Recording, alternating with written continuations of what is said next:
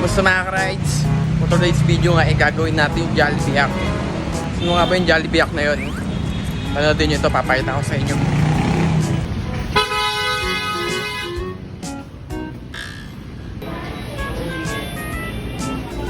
May Sunday na kayo.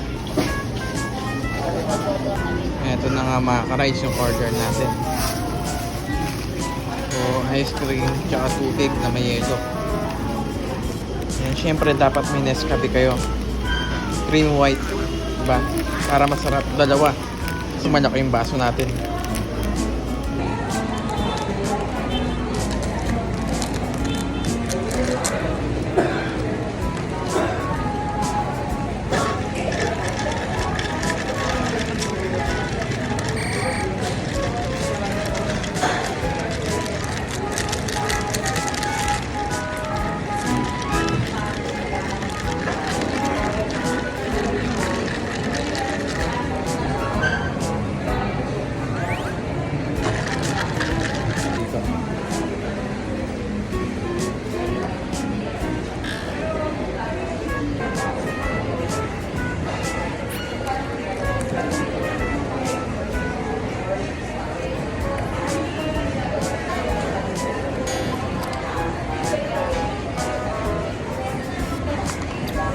Siyempre dapat punasan nyo yung mga kalat para maganda tingnan.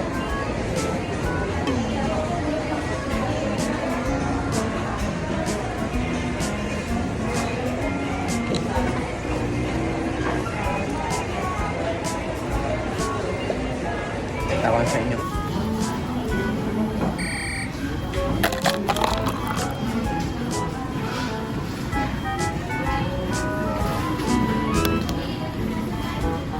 Chocolate dito. Nakapag-take out pa nga sa Jollibee. Nakapag-take out pa nga. Sobrang laki kasi ng baso ko. Ang Jollibee hack.